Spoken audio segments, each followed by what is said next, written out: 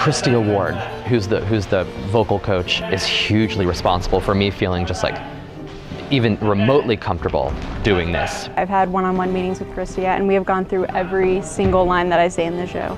There's not a single line where we haven't gone back and been like, okay, what is she talking about? She's been helping us learn how to say our lines and what they mean. Why'd she say the thing with the dog's name? Yeah, that's Rover. That's. Oh. Okay. I'm sure it's not the same as Romeo and Rosemary because that's a dog. Yeah. So she's just really illiterate.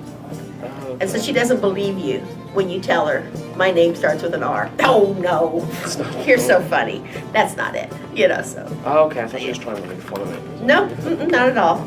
There is a specific way of doing Shakespearean works in terms of punching the verbs and making sure that you're not focusing on pronouns. So we would go through all of that and making sure that it made sense and making sure that we were comfortable with the dialogue.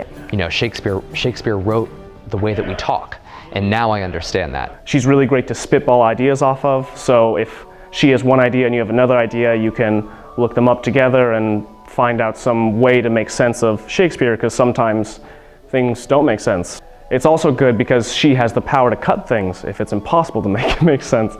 Page 109, there's an actual cut. It's lines 77 through 79. I must another way through to when it is dark. Cutting Shakespeare there's actually quite a long history of cutting Shakespeare. Very, very, very rarely is a Shakespeare play done with the text verbatim. The cutting is definitely necessary, because if it wasn't, we'd have a 3-hour play and everyone would fall asleep and no one would hear me say all my lines, and that would suck. It's interesting because a lot of lines, even lines that I really liked, have been cut. When you cut lines out of Shakespeare, and I don't know how you all did it, but I put a little box around what's cut and put a big X through it, but I can read what we cut, and I want you all to read what we've cut because the whole play is here.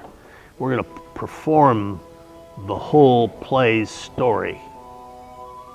So the words that Shakespeare wrote, we're not going to say them all, but we're going to play them all. That's one of the things that we think about as we're cutting the text.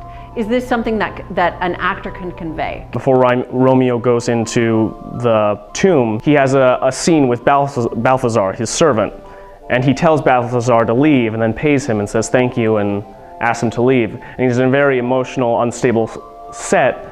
And there's a line that I really loved that was basically, he says to Balthazar, if you come here, I'm going to rip you apart and I'm going to tear you new and I'm just going to kill you, essentially.